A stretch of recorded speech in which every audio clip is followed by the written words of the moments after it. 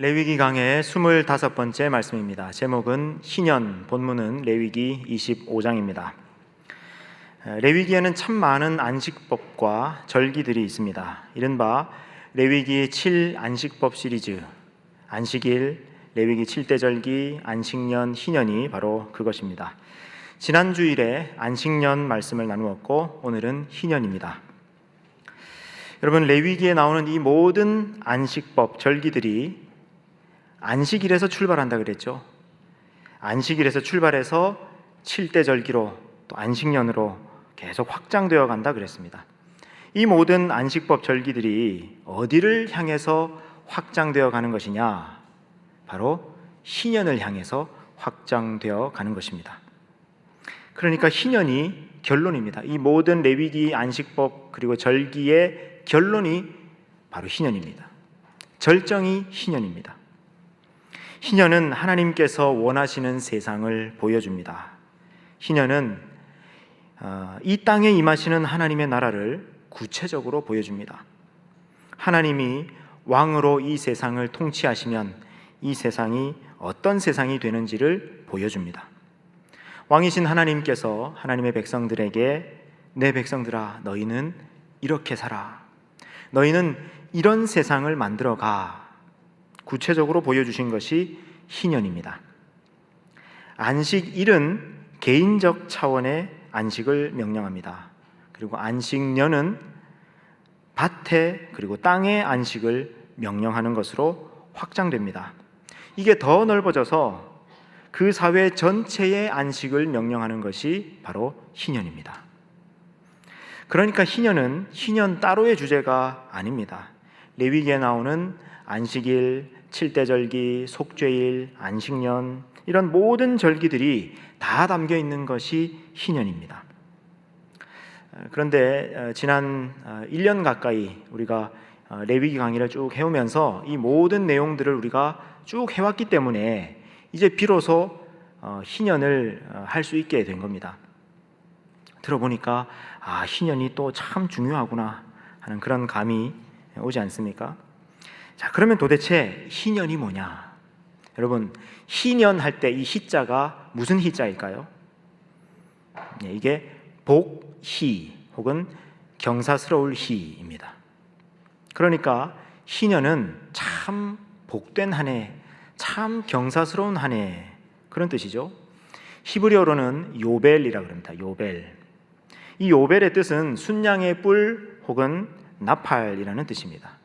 희년이 되면요, 이 큰 뿔나팔, 쇼파르라고 하는 큰 뿔나팔을 부 하고 이제 붑니다. 그래서 요벨이라고 합니다. 이 요벨이라는 단어가 라틴어로 갔다가 영어로 오면서 뭐가 됐냐면 주빌리가 된 거예요. 주빌리. 우리 찬양대 이름이 유빌라테이지 않습니까? 유빌라테. 그 뜻이 뭐예요?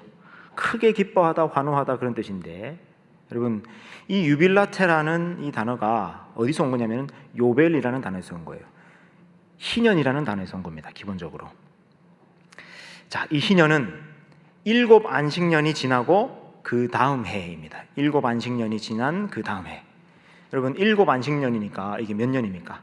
안식년이 7년에 한 번이죠. 근데 그 앞에 또 7이 붙었으니까 7, 7, 49에서 49년이죠.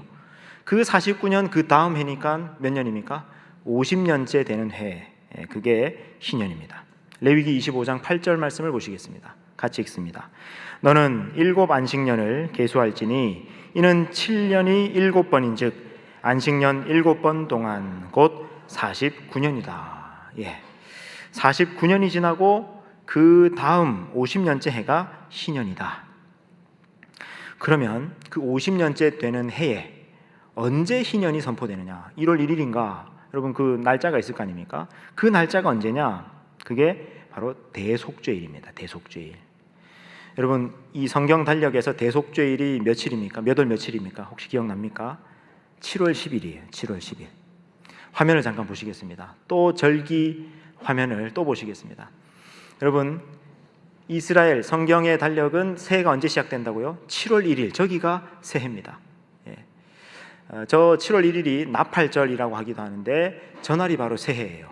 그리고 새해가 시작되고 나서 10일 뒤에 속죄일이 오는데 저게 7월 10일이죠. 7월 10일 속죄일이 오는데 저 속죄일이 뭐 하는 날입니까? 새해가 시작됐으니까 작년에 지었던 모든 죄, 실수, 잘못, 실패, 허물 이런 것들을 하나님 앞에서 다 용서받고 다 청산하고 이제 새해를 새롭게 시작하는 날, 그게 대속죄일입니다.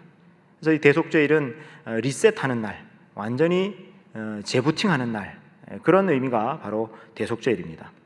이 속죄일에 관한 내용을 좀 다시 듣기를 원하시는 분은 여러분 우리 유튜브에 가면은요, 레위기 강의 13번 너의 삶을 재부팅하라 라는 제목의 설교가 있는데 그걸 한번 다시 들어보시면 좋겠습니다. 7월 10일 속죄일에 희년의 나팔을 붑니다. 여러분 왜 하필이면 이 속죄일에 희년의 나팔을 불까요? 희년을 선포할까요? 조금 전에 말씀드렸죠. 이 속죄일이 어떤 날이라고요? 리셋하는 날. 그 전에 있었던 모든 잘못, 죄, 실수, 실패, 허물이 다 용서받고 다 청산되고 새롭게 시작되는 날이니까 희년을 선포하는 데 있어서 이보다 더 좋은 날이 없겠죠. 그래서 7월 10일 속죄일에 희년이 선포됩니다. 나팔을 불고 무 하면서 전국에서 나팔을 붑니다. 그리고 나서 어떻게 하냐면 자유를 공포합니다. 자유.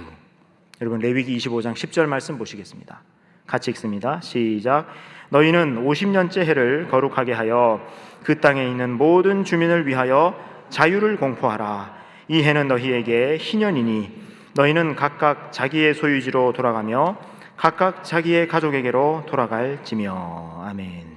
희년 속죄일이 되면 나팔을 붑니다. 그리고는 자유하면서 자유를 외치면서 자유를 공포합니다. 여러분 여기 자유라는 단어가 히브리어로 드로르라고 하는 단어인데 어떻게 하는 거면 나팔을 무 불면서요, 그 해당되는 사람이 드로르 하면서 자유하면서 크게 외치는 거예요. 이게 희년이 되면 일어나는 일입니다. 자, 이제 여기까지는 희년이 돌아오는 주기, 그리고 희년이 왔을 때 어떻게 이 희년을 공포하는지 이런 절차에 관한 말씀이었고요. 그러면 도대체 이 희년이 되면은 뭘 하는 것이냐? 희년의 내용이 도대체 뭐냐? 그게 10절부터 이제 25장 끝까지 쭉 나옵니다. 오늘 희년 설교에서는 제일 중요한 성경 구절은 10절입니다. 10절. 우리 조금 전에 10절을 읽었는데 우리 다시 10절을 띄워주시겠습니까? 자 보세요. 이 희년이 되면은 모든 주민을 위하여 자유를 공포하라. 드로르 하면서 크게 자유를 외칩니다. 그럼 희년이 되는데 희년이 되면은 무슨 일이 일어났냐? 제가 그 밑에 너희는 각각 거기에 노란색으로 표시했지 않습니까? 두 가지를 합니다. 희년의 내용이 두 개입니다. 첫 번째가 뭐냐면 각각 자기의 소유지로 돌아가며, 이게 첫 번째고요. 두 번째는 각각 자기의 가족에게로 돌아가며. 여러분 여기에다가 둘 다 줄 그어놓으시기 바랍니다. 그리고 각각 자기 소유지로 돌아가며에다가 1번 써두시고 각각 자기 가족에게로 돌아가며 2번 그렇게 써두시기를 바랍니다. 자, 첫 번째로 각각 자기의 소유지로 돌아가며, 이게 의미가 뭐냐? 여러분 자기의 소유지, 이 소유지라고 하는 것은 자기 소유의 땅이다 그 말이에요. 자기 소유의 땅으로 돌아간다 이런 의미인데, 여러분 이게 무슨 얘기냐? 이스라엘 백성들은요 가나안 땅에 들어와 가지고, 약속의 땅 가나안 땅에 들어와 가지고 전부 땅을 분배받습니다. 한 사람도 예외 없이 땅을 분배받아요. 이스라엘 백성이라면 그러니까 누구나 땅을 가지고 있습니다. 여러분 이거 참 좋겠죠? 참 부럽죠? 여러분 나도 어디 땅이 한 1,000평 정도만 내 땅이 있으면 얼마나 좋겠습니까? 그러면 그 땅에서 참 뭘 할까? 참 하고 싶은 것도 많고 그럴 텐데, 이스라엘 백성들은요 기본적으로 가나안 땅에 들어와 가지고 다 땅을 부여받았습니다. 분배받았습니다. 처음에는 이스라엘 민족들도요 땅이 없었죠. 여러분 아시는 것처럼 아브라함도 갈대 우르를 떠나 가지고 가나안 땅으로 들어온 사람이었으니 나그네였으니까 땅이 없었습니다. 그리고 이집트에서 살 때도, 여러분 이집트에서 이스라엘 백성들이 노예였으니까 역시 땅이 없었죠. 근데 하나님께서 아브라함 때부터 아브라함, 이삭, 야곱, 요셉 그 족장들이 쭉 이어질 때마다 계속 말씀하십니다. 내가 너와 내 후손에게 땅을 줄 것이다. 내가 너와 내 후손에게 이 땅을 줄 것이다. 계속 약속하셔요. 그리고 이제 이집트에서 출애굽할 때도 그때도 하나님이 말씀하십니다. 내가 아브라함 때부터 약속했는데 내가 땅을 너희에게 줄 거야. 그리고 이제 마침내 광야 40년이 지나고 가나안 땅에 들어왔잖아요. 가나안 땅에 들어오니까 하나님이 정말 약속하신 대로 이스라엘 백성들 모두에게 땅을 주신 겁니다. 그 땅은 이스라엘 백성들 자기 집안의 식구들이 먹고 살아갈 삶의 터전이었습니다. 땅이 있으면 누구나 열심히 일하면 먹고 살 수 있는 기반이 되는 거죠. 자, 근데 이렇게 땅이 있어서 열심히 농사 짓고 살아가다가 여러분 그렇지 않습니까? 사람이 살아가다 보면은 이런저런 어려운 일을 겪을 때가 있지 않습니까? 몸이 아프다든지 혹은 무슨 사고를 당한다든지 전쟁이 난다든지 기후가 나빠가지고 그 지역 전체가 기근이 온다든지 그러면은 땅은 있는데 농사를 짓기는 하지만은 농사가 실패해가지고 소출이 없을 때가 있지 않겠습니까? 그럼 소출이 없으니까 가난해지는 거죠. 먹고 살 길이 막막해지게 되는 거죠. 여러분 그러면 어떻게 되겠습니까? 땅에서 소출이 없으니까 할 수 있는 거라고는 땅을 파는 거죠. 예. 자기 땅을 팔고 거기서 이제 나오는 돈을 가지고 이제 급한 불을 끄는 겁니다. 자, 그래서 이제 그럼 어떻게 사느냐? 자기 땅 팔았으니까 자기 땅은 없고 이제 자기 땅은 아니지만은 그래도 그 땅에 땅 주인이 있을 거 아닙니까? 그 땅 주인에게 소작료 일부를 내고 그래서 그 땅에 농사 지으면서 소작료 바치면서 그 다음에 좀 수익을 얻고 이런 형태로 살아갈 수 있습니다. 아니면 그 땅이 아니더라도 그 땅 주인의 다른 땅 거기 가가지고 내가 농사 대신 지으면서 그렇게 살아갈 수가 있는 거죠. 근데 그렇게 살아가다가도 50년째 되는 해, 즉 희년이 되면 어떻게 되느냐? 아까 희년 나팔 소리 들리고 드로르 하고 자유가 선포되면 어떻게 되느냐? 그 땅의 원주인에게로 땅이 돌아가는 거예요. 다시 각각 자기의 소유지로 돌아간다라는 말씀의 의미가 바로 그겁니다. 그러면 이제 또 질문이 생기는 거죠. 그러면 목사님, 그 땅을 샀던 사람은 억울한 거 아닙니까? 돈 주고 샀는데 다시 원래 주인에게로 돌아가 버리면 땅 원주인에게는 이거 억울한 일 아닙니까? 이런 질문이 또 생길 수 있죠. 그리고 또 이런 질문도 있습니다. 아니 어차피 희년 되면 땅 주인에게로 돌아갈 버린 게 분명한데 그 땅을 살 사람이 누가 있습니까? 이런 질문이 생길 수 있잖아요. 근데 그렇지 않습니다. 여러분 땅값이 어떻게 매겨지느냐 하는 것이 바로 이 문제에 대한 답인데 여러분 이 이스라엘 땅 안에서 땅을 사고 팔 때 땅값이 어떻게 매겨지느냐? 첫 번째로는요, 이 땅이 희년까지 몇 년 남았냐, 희년까지 얼마 남았냐, 그 연수를 감안해가지고 땅값이 책정됩니다. 그리고 또 여러분 뭐 많이 남아 있다고 해도 이 땅에서 농사가 잘 안 된다. 그러면 여러분 그 땅은 좀 값이 떨어지겠죠. 소출이 많은 땅이면은 땅값이 많이 책정되겠죠. 그래서 두 가지를 그 땅값에 고려하게 되는데 첫 번째는 희년까지 남은 연수, 두 번째는 이 땅에서 생산되는 소출이 얼마냐. 그 두 가지를 감안해가지고 땅값이 책정되는 겁니다. 그러니까 예를 들어서 이런 겁니다. 어떤 땅이 있는데 이 땅이 1년에 한 10만큼의 소출이 생산된다고 합시다. 근데 어떤 땅은 보니까 뭐 5만큼, 7만큼 생산되는 땅들도 있겠죠. 근데 그런 땅보다는 10만큼 생산되는 게 좀 비쌀 거 아닙니까? 근데 이 땅을 보니까 이제 희년까지 쭉 계산해 보니까 앞으로 10년 남았다는 거, 희년까지.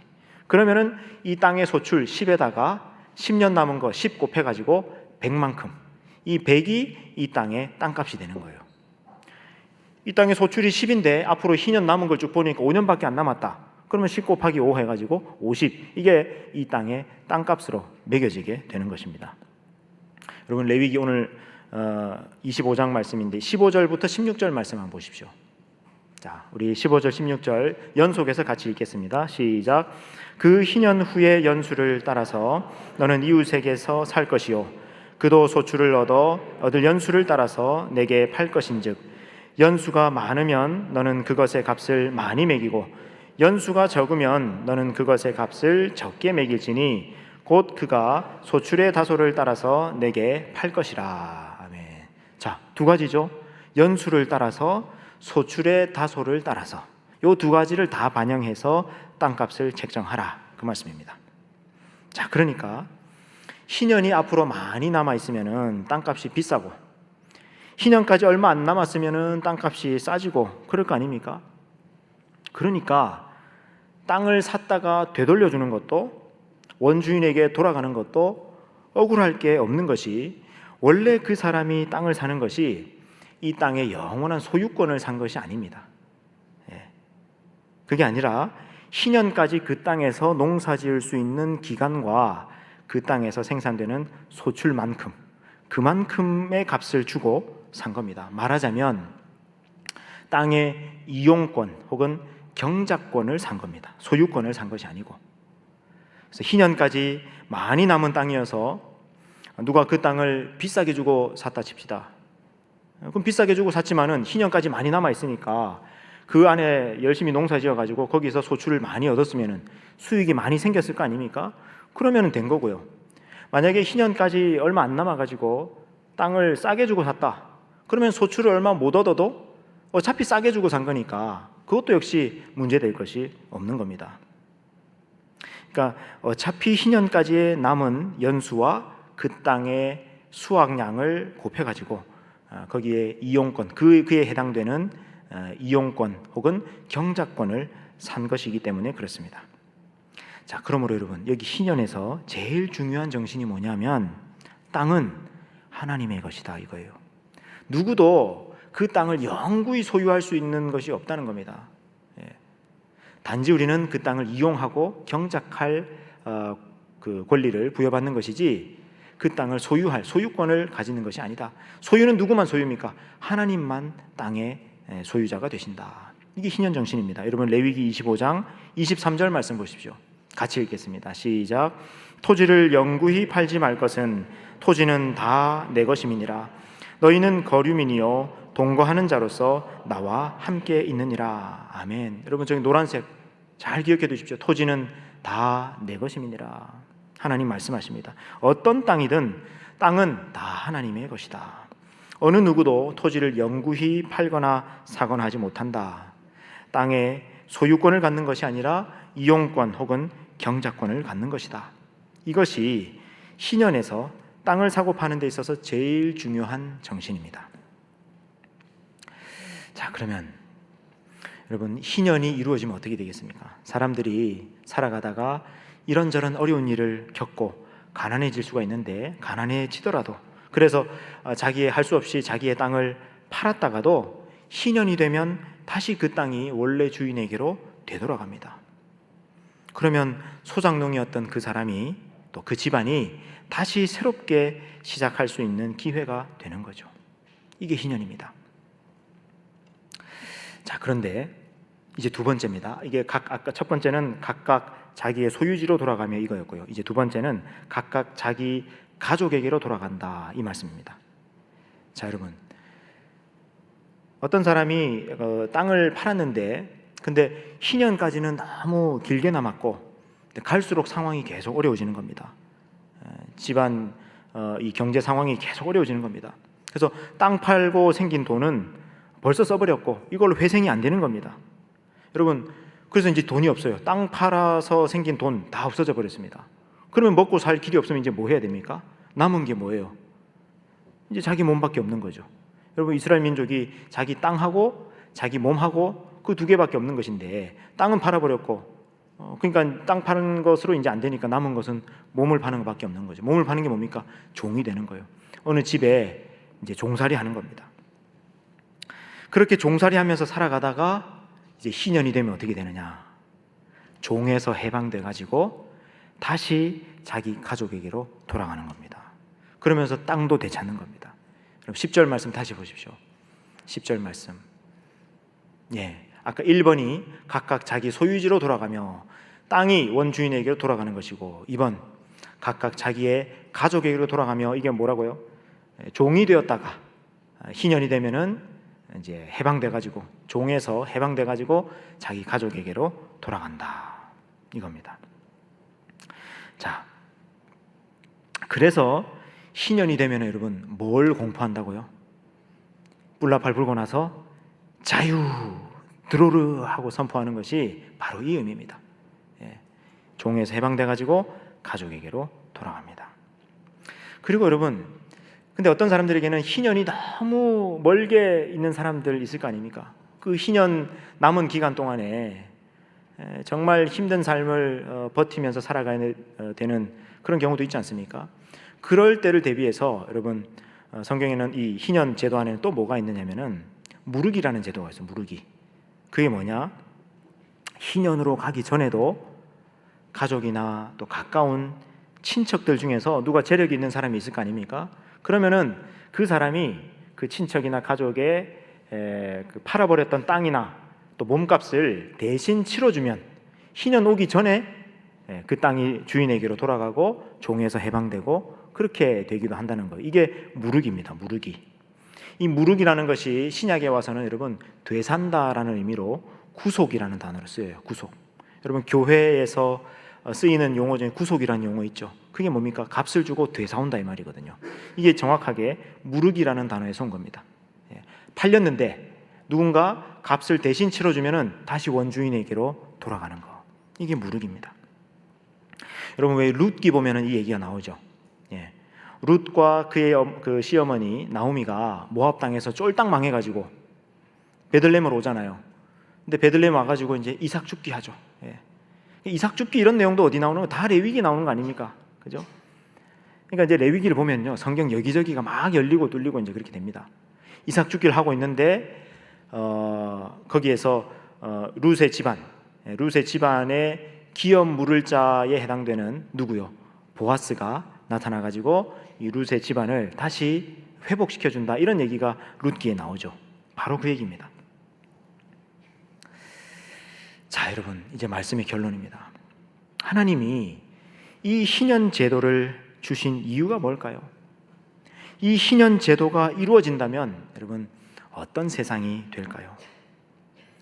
사람이 살아가다 보면 이런저런 어려운 일을 겪으면서 가난해지는 경우가 있습니다. 땅을 팔아야 하고 어쩔 수 없이 누구 집에 종으로 들어가서 종살이 해야 되는 경우가 생깁니다. 그러나 그렇게 가난해졌더라도 희년이 되면 그 가난에서 벗어나서 새로운 출발을 할 수가 있는 겁니다. 희년까지 얼마 안 남았으면요, 조금만 기다리면 되고 또 길어도 50년만 지나면 다시 새롭게 출발할 수 있는 기회가 누구에게나 주어지는 것입니다.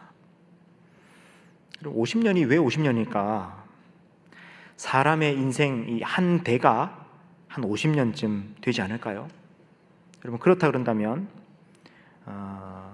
이 희년 제도가 이루어지면요, 누구나 태어나서 자기 인생에 한 번은 희년을 겪게 되는 겁니다. 그러면 자기 인생에 한 번은 가난에서 벗어날 수 있는 기회를, 새롭게 출발할 수 있는 기회를 갖는 겁니다. 무슨 얘기입니까? 가난이 계속 대물림되지 않도록 하는 이 기가 막힌 사회 제도가 바로 희년입니다. 여러분 너무 좋죠? 근데 이렇게 좋은 제도가 너무 이상적이어서 그럴까요? 이스라엘 역사 안에서 50년마다 땅이 원주인에게로 되돌아가는 희년 제도가 실현되지 못했습니다. 아쉽게도. 물론 아까 그 룻과 보아스의 경우처럼 사람에 대한 무르기가 시행됐다고 하는 사례들은 나오지만 50년마다 땅이 원주인에게로 돌아갔다라고 하는 그런 사례는 안 나옵니다. 그래서 여러분 역사서와 예언서를 보십시오. 이스라엘 땅이 어떻게 됩니까? 이스라엘 역사 안에 정말 하나님이 우려하셨던 대로 그 땅에 극심한 양극화가 일어나고요, 가난이 계속 대물림되는 그런 역사가 이스라엘 땅 안에 나타납니다. 그래서 예언자들이 와가지고 이거를 책망하는 거죠. 호통을 치는 희년 정신, 희년 제도가 깨져버린 이스라엘의 모습에 대해서 예언자들이 와가지고 쳐서 예언을 하는 것입니다. 근데 이스라엘 땅 안에서 이게 지켜지지 않았다라는 거예요. 역사 속에서 쉽지 않다는 거죠. 희년 제도가 지켜진다는 것 쉽지 않습니다. 여러분 지금도 마찬가지입니다. 지금 우리는요 농경 사회가 아니기 때문에 희년법을 바로 적용할 수는 없습니다. 지금 세상은 성경 시대보다 훨씬 더 복잡다변한 세상입니다. 또 이 희년은 종교의 영역이 아니라 사회, 경제, 제도의 영역이기 때문에 많은 사회적 합의와 제도를 만들어서 가야 하기 때문에 이 역시 쉽지 않습니다. 희년 정신, 희년 제도가 구현되기 위해서는 많은 고민과 시도가 필요합니다. 그러나 희년이 보여주고 희년이 꿈꾸는 세상은 너무나 분명합니다. 양극화가 이렇게 심하지 않은 세상, 가난 때문에 인간다운 삶을 포기하고 그 가난에서 벗어날 수 있는 길이 없어서 그 가난을 계속 대물림할 수밖에 없는 사람들이 생기지 않도록 하는 세상, 가난의 굴레에 떨어졌다가도 다시 재활복구되어서 사회로 복귀할 수 있는 것이 이렇게 어렵지 않은 세상, 청년들이 직장을 얻고 연애를 하고 결혼하고 집을 마련하고 아이를 낳고 키우며 살아가는 것이 이렇게 어렵지 않은 세상, 기회가 소수의 사람들에게 독점되지 않고 더 많은 사람에게 기회가 돌아가고 나누어지는 세상, 그래서 나 개인뿐만 아니라 함께 살아가는 사람들, 함께 자유를, 드로르를 외치며 누리며 살아가는 세상, 이것이 희년이 꿈꾸는 세상입니다. 여러분, 이렇게 되면 너무 좋겠죠. 근데 여러분, 쉽지 않다고 해서 포기할 수 없습니다. 희년 정신, 희년 제도가 구현되는 세상을 목표로 나아가야 합니다. 왜냐하면 하나님께서 그런 세상을 원하시기 때문입니다. 하나님을 왕으로 믿고 고백하고 섬기는 하나님의 백성 여러분, 그런 세상을 함께 만들어 가십시다. 그러면 하나님께서 기뻐하시고 하나님께서 반드시 주의 손으로 여러분과 함께 하셔서 저와 여러분의 인생을 통하여 하나님 백성들을 통하여 하나님의 나라를 친히 이루어 주실 것입니다.